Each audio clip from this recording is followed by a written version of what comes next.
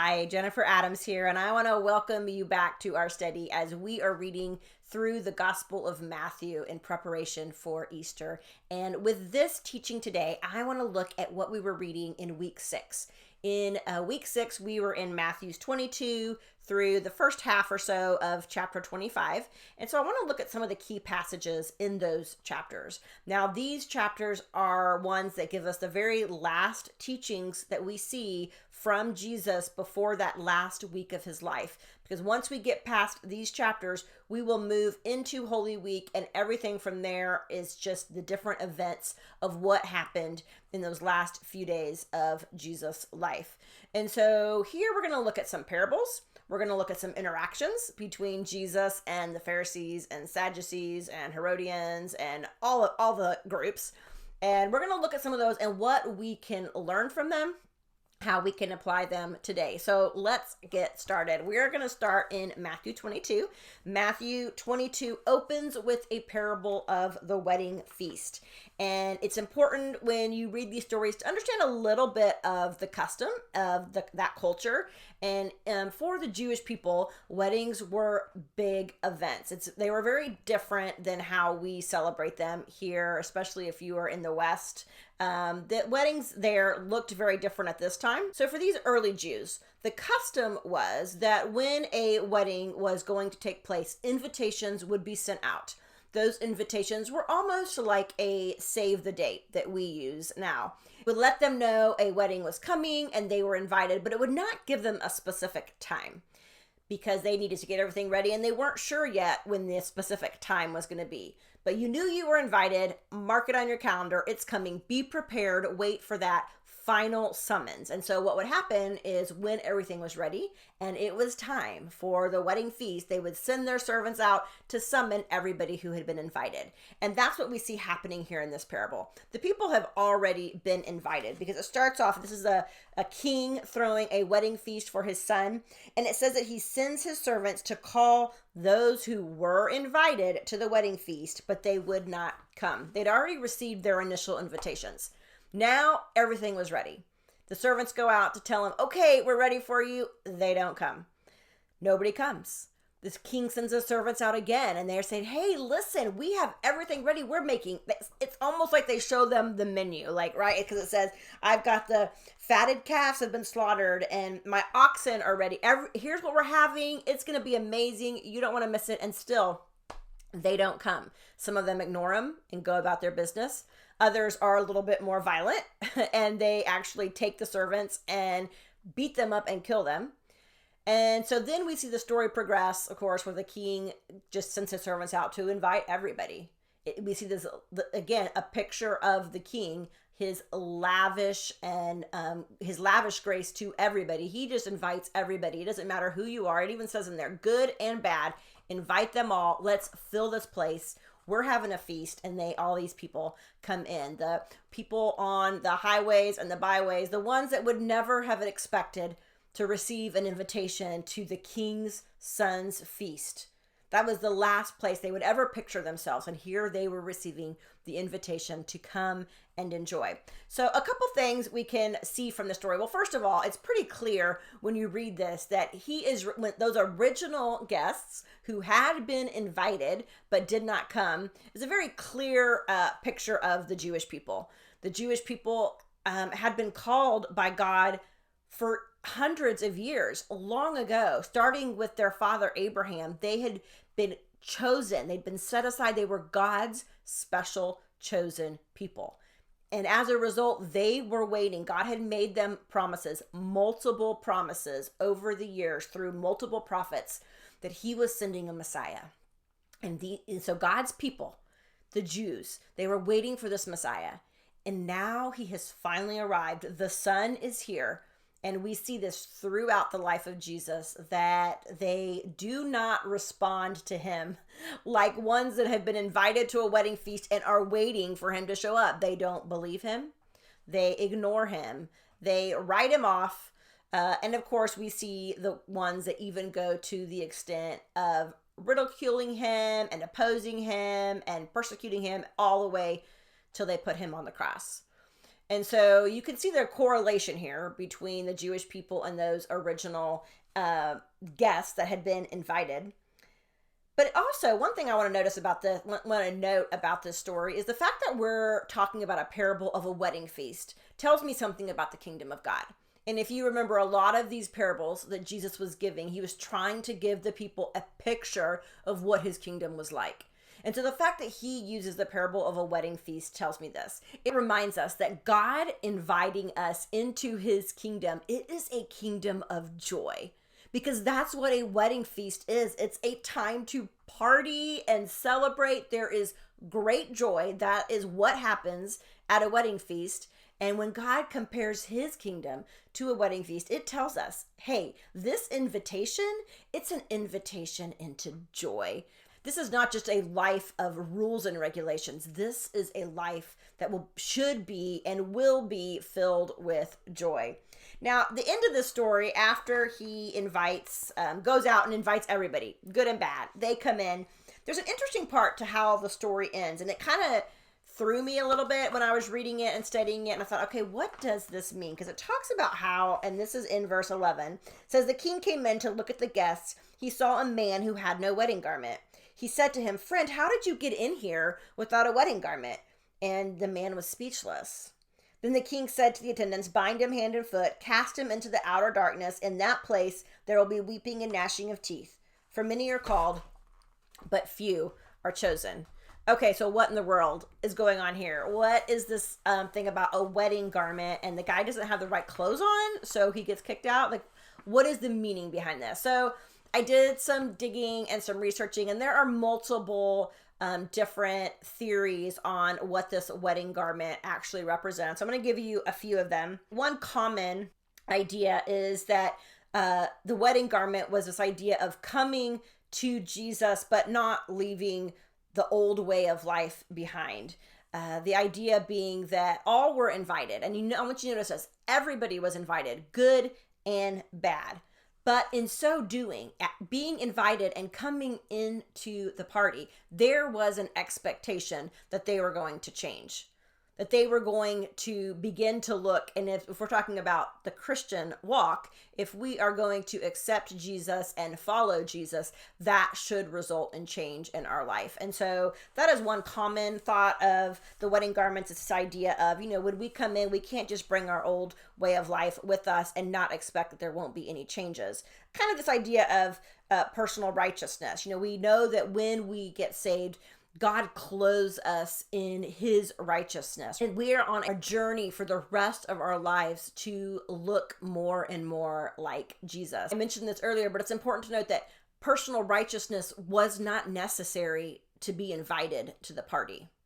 You did not have to have all your ducks in a row, everything cleaned up just to be invited.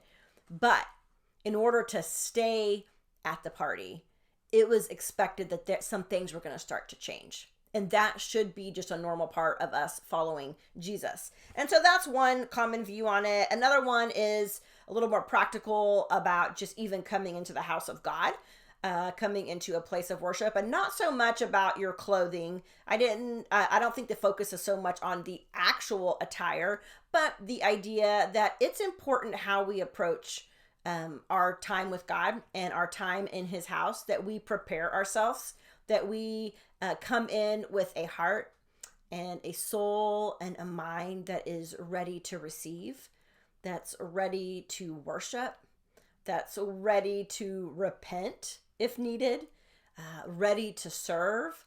And just the fact that when we come into the house of God, it's important that we prepare ourselves and that we recognize that it's a place where God wants to meet with us and that we're ready for that. And so that's another view on what the wedding garments might represent. In a commentary by Matt Woodley, he talks about how we don't come to Jesus on our own terms. And we've seen throughout Matthew how people wanted to follow Jesus. They wanted to get the benefits of following Jesus and his kingdom, but they wanted it on their own terms. They wanted it their way. There was this assumption for some of them that they could sign up to be with Jesus, but not actually follow him and not actually listen to him and apply what he's saying. that they could respond to him without really building their lives on his words. And Matt goes on to say this. He said, throughout this gospel, Jesus has made it clear that we don't follow him on our own terms. We don't come to him with our own choice of wedding garments. As we respond to his invitation of come to me, he will change our heart first, and then our behavior and our relationships to others. In other words, we'll start wearing the right clothing for the wedding feast, removing the soiled clothes of bitterness, self-righteousness, racism, anger, rage, lust, dishonesty. The list goes on and on. These are just a few of the inappropriate garments we might find ourselves wearing as we come into this relationship with Jesus. But in circling back, and he goes on to say, but in circling back to Jesus' doorway statement in Matthew 5:3, which says, blessed are the poor in spirit, we'll also realize that this isn't a heroic journey for spiritual superstars. It's a simple journey for little faiths who constantly cry out for mercy. The idea being that we're not going to have it all together. And it's not going to be this instantaneous, okay, I'm ready to follow Jesus and all that old stuff is going to fall off and everything is going to look great. I'm going to be in tip-top shape and going to be good from here on out. We know that that's not the reality. But we should be, as we follow Jesus and as we begin to become disciples of Jesus, those old things should begin falling off. And we should find ourselves looking a little bit more like Jesus every day and every year. Like we should be seeing growth in that. And I think I love that take on it. That idea of that could be what this idea of the wedding garment represents. So those are just a few ideas to give you to think about. Well, let's move on. So after the story of the wedding feast, we're going to go into 3 stories where we see the religious leaders, they're trying to trap Jesus. And I love that Jesus does not fall for it. Instead, he responds with his brilliant and rational mind. And we see that he is able to think deeply about complex issues. He's able to think creatively with fresh perspectives on things. And he also is able to communicate very clearly, like cut to the chase, get to the point. And this is what we see from Jesus in these 3 stories. And these stories remind us that we shouldn't be afraid to use our minds. God gave us our minds. And it's okay for us to think deeply, to ask the questions as we follow him. In fact, in verse 37 of Matthew 22, he actually talks about, this is where they're asking him, what is the greatest commandment? And he says that we are to love the Lord our God with all of our heart, with all of our soul, and with all of our mind. And he uses that word mind here in Matthew. It's also used in one of the other gospels in this particular story. If you go back to the original verse that he's quoting here, which is in Deuteronomy 6:5, the word there is might. Love God with all your heart, with all your soul, and with all your might. And here, Jesus changes it to mind. So I think it's interesting that Jesus is saying, hey, let's use our mind. You can use your mind in your relationship with me. Okay, so let's now move on to chapter 23. This is the woe to you chapter. Jesus is laying it down for the Pharisees. We have him go through 7 woes to the scribes and Pharisees, and he is not mincing words. He is calling them out. And this, you can read this chapter and just kind of go, okay, wow. I mean, we have moved beyond just stepping on toes at this point. And this whole chapter is focused on hypocrites and what it looks like to be a religious hypocrite. There's 4 different signs of a religious hypocrite that you can see in this chapter. The first one is this, that hypocrites don't walk the path. In Matthew 23:3, it says, for they preach, but they do not practice. They are not walking out what they are preaching and telling the people to do. They're not following Jesus' way of discipleship. And we have seen this with the Pharisees. Like, they are all about show, putting on this like theater of their life for everybody to see and for them to impress everybody with their great works. And it's not true discipleship. They're not actually walking the path that Jesus would have them walk. So the first one is that hypocrites don't walk the path. The second thing we see is that hypocrites keep others off the path. And this one, this one is challenging, and it's convicting, and it's a warning to us. Hypocrites keep others off the path. We see this in 23 verse 4, where it talks about how they tie up heavy burdens, hard to bear, and lay them on people's shoulders. Pharisees, he's speaking here to the Pharisees, and the Pharisees were the ones that they were just fanatical about keeping the law, keeping all the law. But not only that, they were constantly adding additional rules and additional laws. There were hundreds and hundreds and hundreds of laws that they had added to it, trying to help people keep the law. But the reality is that these laws that they were imposing on the people were virtually impossible for ordinary people who were living ordinary lives. These were impossible rules for them to keep, and they were keeping other people off the path. And I think that this is a warning for us, that we make sure that as Christians, as followers of Jesus, we are not just pointing out to people where they're falling short and what they are doing wrong and what they should be doing, without being willing to actually get in there with them and sit with them and walk with them and do the hard work together. Because listen, we know that it is not easy to be a disciple of Jesus and to follow his way. It is not always easy. But for the Pharisees, they just looked down on everybody else. They acted like they had it all together, and they looked down on everybody else who couldn't get it all together. And I think it can be easy sometimes for us to fall into that trap of judging other people who we would say, well, they just don't have it together.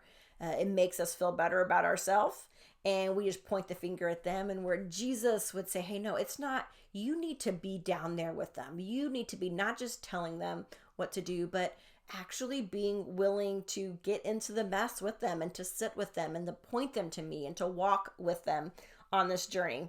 The third thing we see is that hypocrites focus on externals. This is when we see in this chapter where he talks about how they clean the outside of their cup. They get it all nice and shiny and beautiful, but the inside is filthy. Then the final one is that hypocrites major on the minors. The Pharisees were known for just passionately being so concerned about these just minor things. He talks in here, in fact, about how, you're so concerned with giving 10% of your dill and mint, like your various herbs. You're so concerned with that, but you're not doing the bigger things. You need to notice Jesus doesn't dispense of those minor things. It's not that they don't need to do those, but Jesus wants to make sure that they're not neglecting the really important things. The people around them, and loving their neighbors and showing mercy and acting justly. Those are the things Jesus you are neglecting the really important things here.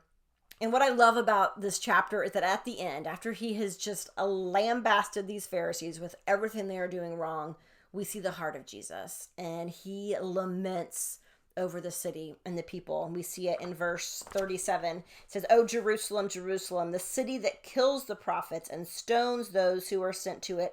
How often would I have gathered your children together as a hen gathers her brood under her wings, and you were not willing." The heart of Father God for his people. And I think it's significant because, we can read this chapter and we can be like, yeah, Jesus, go get them. Those Pharisees, they deserve every word of it. You go get. There's this adrenaline rush that comes when we are getting the bad guys, right? But so often we are so quick to divide people into categories, and there's us and there's them. And we want to point the finger. And we want to point the finger at the people that we feel are being pharisaical or they're being hypocritical. And in so doing, as we judge them, we are just becoming a new wave of hypocrites, a new breed. And I don't want to do that. And when we see Jesus' heart for the people, it reminds me that Jesus loved the Pharisees. And in a few days, and just within this next week, we're going to see him hanging on the cross. And he was hanging on that cross just as much for those Pharisees that he has just blasted in this chapter. He was hanging there just as much for them as he was for me, because he loves all of us, every single person. So now let's look at Matthew 24 and 25. I'm going to look at these two chapters together. In the first part of 24, the first 35 verses or so, you see Jesus. There's a lot of talk here about what is coming, the end of the age, and what they're going to be facing as they approach the end of the age. And he uses this phrase in here. It's in verse 8 of Matthew 24. He says, all these are but the beginning of the birth pains. And so this whole section here is kind of a explanation of what those birth pains are going to be like. And if you are a woman who has given birth to a child, you understand the birth pains, and you understand the process of labor, and that the pain that we endure is worth it because we know what's coming at the end. We know that we are going to be holding a precious new baby boy, baby girl, a new life, something brand new, and this miracle. And Jesus here is saying, hey, it's going to get hard. It's going to get even worse. And he gives illustrations of what they are getting ready to face. And we have seen this throughout the Gospel of Matthew. He does not hesitate to tell the disciples, hey, following me is not going to be easy. Be prepared. You are going to face opposition. You are going to face persecution. Don't be surprised when it happens. And so here he is saying, hey, as we get closer and closer to my return, it's the pains are going to get stronger and stronger, and it's the opposition is going to get more and more intense. But the good news with that is, just like in the natural, when we are enduring those birth pains, we know that that means there is a baby coming. There is something new and precious, new life coming. And Jesus says these birth pains that you're going to experience are just a reminder that I am coming. I am coming to make everything new. I am coming to restore everything that is so desperately broken. I am coming to bring about the end of all sadness, the end of all evil. Everything will be back to the way that I originally intended. This beautiful creation, this beautiful world, everything fresh as a newborn baby. But right now, the reality is we are in the labor pains. And so there can be two kind of default reactions to these labor pains that we are seeing going on in our world. You just turn on the news and you see them. The two typical reactions are either we just kind of go into this busy mode. I'm just going to keep busy, stay busy, just try harder, keep trying to do more things, stomp out evil. That's one route we can go. The other route is we can just kind of numb the pain. We can disengage. Don't even want to hear about the craziness. I'm just not even going to watch the news. I don't even want to hear any of it. And we can just, this idea that, you know what, I'm just going to hang on. I'm hanging on by my fingernails until Jesus comes. I'm just holding on until he comes back. And those are kind of the two different reactions we can have to these birth pains. But Jesus doesn't ask us to do either of those two things. Instead, he asks us to do some very ordinary things. And I want you to notice in Matthew 24, first in verse 4, he says this. He says, Jesus answered them, see that no one leads you astray. So number one would be that we need to stay alert. We need to watch out. We need to be alert to what's happening around us. We're not getting led astray. So we're staying alert. We're watching out. Then in 24:12, he says this, because lawlessness will increase, the love of many will grow cold. So what do we need to do? Number two is we need to keep our love warm. We need to keep our love for Jesus warm. We need to stay active in biblical community. We need to be in the word. We need to be in prayer. We need to be doing all those things to keep our love warm. And then thirdly, Matthew 24 verse 13, he says, but the one who endures to the end will be saved. And so here's this idea that we just need to stand firm. And so when we do those three things, watch out, we keep our love warm, we stand firm, that will help us to just endure until the end. I want you to notice in the very next verse, Matthew 24:14, Jesus makes a statement. He says, the gospel of the kingdom will be proclaimed throughout the whole world as a testimony to all nations, and then the end will come. And what a beautiful just piece of light in the middle of this chapter, talking about all these labor pains, all this stuff that's just going to be so hard. It's just hard stuff. And then he says, but don't miss this. In the middle of all of this, when hope might seem lost, I want you to know that my gospel, the gospel of my kingdom, it says it will be proclaimed throughout the whole world. Everybody is going to get a chance to hear about me.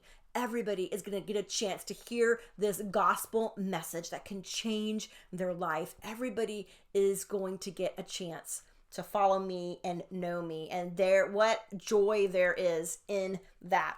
And so how do we do this though? How do we stay alert during this time of labor pains? And every generation believes that this is it. Like we are in the end times. He is coming anytime, right? I think pretty much every generation has believed that. So how do we stand firm? How do we stay alert? What does it look like for us to do that? Jesus gives us 3 images of readiness that I'm going to talk about here in chapters 24 and 25. First of all, I want you to notice, we're going to be in Matthew 24 first, and this is in verse 45. He says this, who then is the faithful and wise servant whom his master has set over his household to give them their food at the proper time? Blessed is that servant whom his master will find so doing when he comes. What is Jesus saying here? Listen, I'm coming and I need you to be ready. I need you to be waiting and I need you to be doing all the things I told you to do. What does he say here? He's looking for the one who is being faithful with his household. Listen, this is very practical. The one who is just taking care of his household. In fact, he even says, gives them their food at their proper time. What are they doing? They're going to the grocery store. They're getting the chicken and the rice. They're coming home. They're feeding their family. They're taking care of the people that God has put in their influence, in their circle, the ones that he has given to their care. And they're just being faithful to take care of them. It's in this, what can sometimes feel very mundane, just taking care of our family, doing our job, doing the things that God has just put right in front of us, the things he has given us, taking care of them and doing it well and being faithful. I love that it says the faithful and wise servant. He doesn't say the successful servant. It doesn't mean that we're always going to be perfect, that we're always going to get it right. There's not going to be days where we're going to lose it with our families, where we're going to lose it with our coworkers. There's not going to be times where we just fall flat on our face and mess up, but we're faithful. We get back up and we do it again. And we just cry out to God for his mercy. Say, okay, God, I need your help today. I can't do this by myself. You saw what I did yesterday. We're going to try a do-over today. And I love that verse and where it says that his mercies are new every morning. And so here we see Jesus saying that just simply taking care of your household, your immediate responsibilities, there is something holy about that. Those are the ones that are going to be blessed when he comes back and he finds them being faithful with the things he's given them. So that's number one. Second story we see here is the parable of the 10 virgins. And here we're going back again to this wedding analogy. And you've got the wedding party that is preparing and they are waiting for the groom to show up, because this was also part of the Jewish custom where they would be waiting for the groom and he would appear. They didn't know when he was going to come, but they had to be ready for him. And of course, in this story, Jesus is implying that he is the bridegroom. He is the fulfiller of this great wedding story between God and all of humanity. He is that bridegroom. And listen, we talked about this earlier, but what is the proper response to a wedding? The proper response to a wedding is celebration. It is a time of great joy. And so here we see this idea of, again, Jesus comparing the kingdom of God to a wedding feast, and a wedding, a time of celebration. It just reminds us that the hope that Jesus is coming back, that we know that we are waiting for a day when he is going to return and everything will be made new.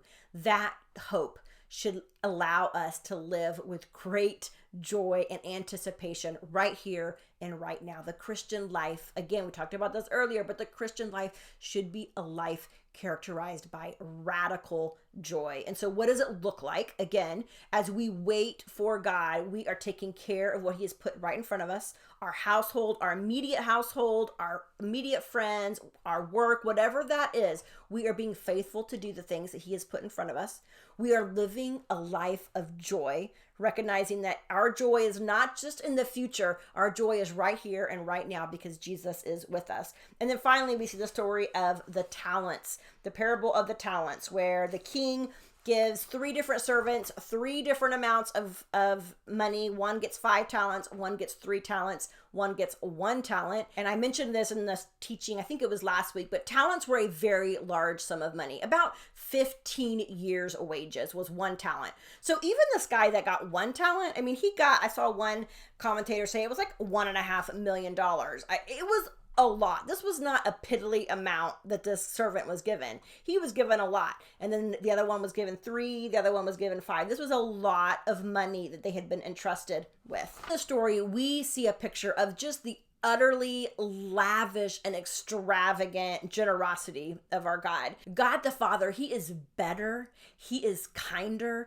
and he is more generous than we could ever imagine. And we see that in this story. But the point of this story is how the different servants respond to what they have been given. And the question for us would be, how do we respond to what we have been given? You notice here that Jesus talks about the master. He rewards the ones who go out and they do something with what has been given them. They take risks. They live creatively. They come up with creative ideas to use this and to expand it and to make it grow. But the one who went and hid his talent, buried it in the ground because he was afraid of failure, he is the one that gets the rebuke when the master comes back. Part of the lesson here is that God has given each one of us an allotted talent. And listen, what I have is different than what you have. It's different than what she has. It's different than what he has. We all have been given different things. This can be like just the natural gifts and talents that God has given us. It can also be the material resources that he has blessed us with. He has blessed some of us with more than others. But whatever he has given us, how are we using it? Are we so afraid that we are going to mess up that we just hold tight to it, we bury it in the ground, and we never take any risks? That's not what I see with the story. I see Jesus saying, hey, following me, living with me, doing things my way means that you're going to be willing to take risks. And are you going to mess up sometimes? Yeah. Are you going to fall sometimes? Yeah, you are, but it's okay. And we have seen him model this with the disciples over and over and over again, where he asks them to do something, and sometimes they get it right and they hit it out of the ballpark. Other times they fell miserably, and yet Jesus never gives up on them. Jesus never says, okay, I'm done. No, he keeps giving them another try. He is not afraid of our failures. And so we should not live a life where we're just holding everything tight because we are afraid of failure. The overarching theme that I see in these 3 stories is the hope that we have because we know Jesus is returning. It should make us more engaged in our life right here and right now. We should be serving and being faithful to do the things that he's put right in front of us, serving our family, taking care of our friends, our friend circle, doing our work and doing it well, right? Being faithful. We should be living lives of joy. We should be celebrating the things that he has given, the things he has done for us right here, right now, as we are waiting. Finally, we need to live life where we are not so afraid of failure that we are hiding everything in the ground. We're holding on to everything tightly, but we live our lives where we are willing to take risks for Jesus. We are willing to live creatively and use those gifts that he's given. And then finally, I want to wrap it up by looking in Matthew 25. He talks about the final judgment. And this is actually the last teaching that we find of Jesus in Matthew, the very last teaching we see before we enter that last week of his life. This starts in verse 31 through 46. And it's the story of the final judgment day, when we're going to see God taking the people and he's going to separate the sheep from the goats. You're going to have your righteous and your unrighteous. And I want you to notice what he says to the sheep or the righteous ones. He says, "Come, you who are blessed by my Father, inherit the kingdom prepared for you from the foundation of the world. For I was hungry and you gave me food. I was thirsty and you gave me drink. I was a stranger and you welcomed me. I was naked and you clothed me. I was sick and you visited me. I was in prison and you came to me." And then the righteous answer him, saying, "Lord, when did we see you hungry and feed you, or thirsty and give you drink?" And the king answers them, "Truly I say to you, as you did it to one of the least of these, my brothers, you did it for me." And one of the things I love here in this passage is the response of the righteous. I want you to notice that when he tells them, "When I was hungry, you gave me food," and he goes through this long list of things, their response to him is like shock and surprise. They say, "Lord, when did we see you hungry and feed you?" They're like, "We don't remember that. When did this happen?" And what I love about that is it tells us that they were not serving other people and showing mercy to others and helping people because they were looking to earn God's approval, looking to earn his favor, looking to earn a place in heaven. No, they were just doing this out of a place of understanding and recognizing the love and the mercy that had been shown to them. And the overflow of that was to show that same love and mercy to the people around them. It was who they were. And I love that. And then Jesus goes on to repeat that same list of things, feeding the hungry and clothing the naked and visiting the sick and the imprisoned and welcoming the stranger. And he directs it to the goats or the unrighteous. And he says, when these things happened, you did nothing. You did not respond. And what I love about this is these are very simple acts of mercy. These are not elaborate, hard things for the spiritually elite, for the spiritual superstars. No, these are ordinary acts of mercy. These are things that any ordinary person can do these things. It's three things: pay attention, show up, and then do something practical to alleviate someone else's misery. But it means we have to be paying attention. It means we have to actually show up, and then we do something. Listen, mercy requires personal presence. It's not as simple as just writing a check or sending off stuff, but actually seeing people and entering their mess, entering their brokenness, and doing what you can to alleviate some of that pain, some of that misery. It's going to require sacrifice. And we see this with the life of Jesus. He was always being drawn to the broken and the hurting people. In the middle of their misery, he was not afraid to meet them right where they are. And it required a sacrifice on his part, time and time again. I say this is simple. These are simple acts of mercy, but it will require something of us. It will require sometimes that we step out of our comfort zone, that we don't get to do the things that we wanted to do. It's going to require a sacrifice. But I think in this teaching we see, I think what really struck me is that we miss Jesus when we don't show mercy to the people around us. And I don't know about you, but I don't want to miss Jesus.